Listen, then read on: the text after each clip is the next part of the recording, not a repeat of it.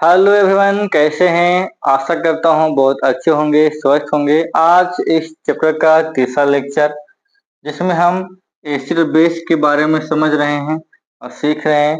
तो इसके बाद इसमें हम क्या पढ़ने वाले हैं?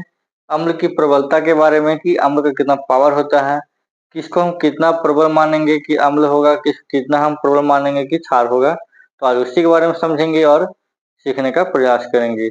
आई होप कि इसके पहले का वीडियो आप देखे होंगे, समझे होंगे और यहाँ सीख के आए होंगे। ठीक है, और नहीं देखे हैं तो जाकर देखिए, समझ में आएगा। बहुत ही अच्छा वीडियो है। ठीक है, और यदि आप हमारे चैनल पर नए हैं तो इसे सब्सक्राइब कर लें, लाइक कर लें और कमेंट जरूर करें। ठीक है, दोस्तों के साथ शेयर भी करें ताकि और लोग वीडियो देखकर सीख सके। तो चलिए शुरू करते हैं आखिर टॉपिक और समझते हैं।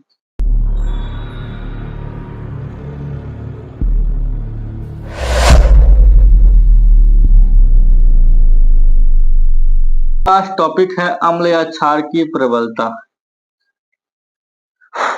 प्रबलता का माने ताकत। अम्ल के पास कितना ताकत होता है, क्षार के पास कितना ताकत होता है, उसी चीज के बारे में हम समझने वाले हैं। तो सबसे पहले जिस ताकत को हम जांचते हैं, परखते हैं, उसको बोलते हैं पीएच स्केल। ये पीएच स्केल एक ऐसा स्केल है जिसकी सहायता से हम अम्ल के बारे में पता लगाते हैं। किसी विलयन में हाइड्रोजन आयन की सांद्रता ज्ञात करने के लिए जिस स्केल का उपयोग करते हैं उसी को बोलते हैं पीएच स्केल। ठीक है, the scale use to measure the concentration of hydrogen ion in solution called pH scale. The P in pH potential is German word which means power. P क्या है? P एक पोटेंज नाम है, तो जर्मन शब्द से लिया गया, इसका अर्थ पावर। और इस स्केल में 0 से 14 तक की संख्याएं होती है। 0 से 14 तक। ठीक है, ठीक है, यहाँ 0 है और यहाँ 14 है। ये हमारा पीएच स्केल है। ठीक है, इस प्रकार से हाइड्रोजन आयन बढ़ेगा, घटते चल जाएगा। ये ज्यादा से कम है और इधर OH माइनस आयन घटते हुए ये बढ़ जाएगा आगे। तो यदि pH का मान 0 है तो अधिक अम्लीय है, pH का मान 14 है तो अधिक क्षारीय है, pH का मान 7 है तो उदासीन होगा, pH का मान 7 से अधिक होगा तो क्षारीय, और pH का मान 7 से कम तो अम्लीय होगा। ये आपको याद रखना है। ठीक है, ये VVI है। ठीक है, एग्जाम में बहुत बार पूछता है, ये ऑब्जेक्टिव के लिए भी इम्पोर्टेंट है। ठीक है, समझने का प्रयास करना। ठीक है, इन प्रकार के पदार्थों का pH मान कितना होता है? देखो, जो हमारा जठा रस होता है उसका pH मान 1.2 होता है। नींबू का रस होता है उसका pH मान 2.2 होता है। शुद्ध जल होता है उसका pH मान 7 होता है। रक्त का pH मान 7.4 होता है। मिल्क ऑफ मैग्नीशिया उसका pH मान 10।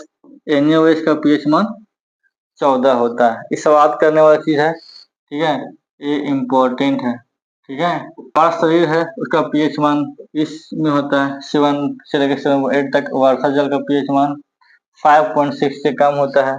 अमाशय में एसिड पाया जाता है और इसके उपचार के लिए एंटासाइड का प्रयोग करते हैं, ये भी इम्पोर्टेंट है। ठीक है, मुंह का pH मान 5.5 से कम होता है और दांतों का क्षय हो जाता है।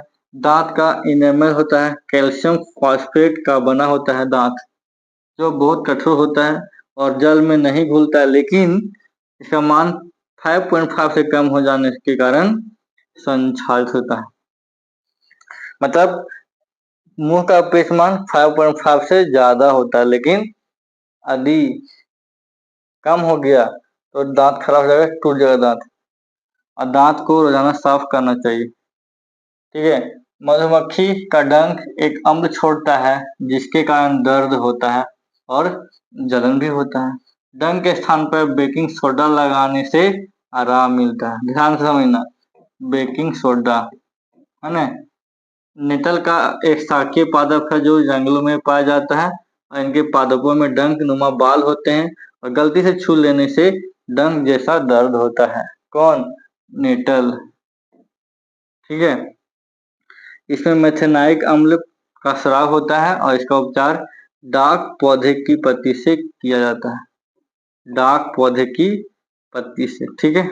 ये हमारा नेटल का पौधा है, ठीक है।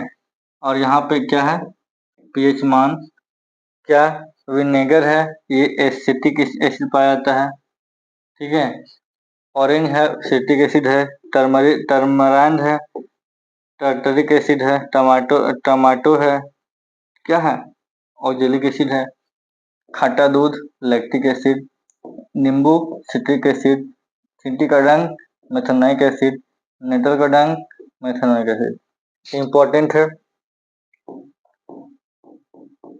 ठीक है, 1 नंबर के लिए बहुत इम्पोर्टेंट है, ध्यान से बना देखिए, ठीक है।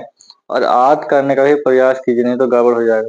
आज हमने क्या सीखा, हमने सीखा कि अम्ल की प्रबलता के बारे में और समझा। यहाँ पे बहुत सारे क्वेश्चन हैं, बहुत इंपॉर्टेंट हैं, और याद करने के लिए बहुत जरूरी है, नहीं तो एग्जाम में आपका क्वेश्चन छूट जाएगा, और छूटने के बाद आप किसी को दोषी नहीं ठहरा सकते हैं।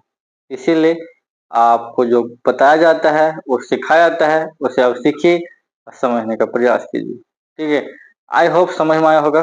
फिर मिलते हैं नए वीडियो में, तब तक के लिए धन्यवाद। जय हिंद।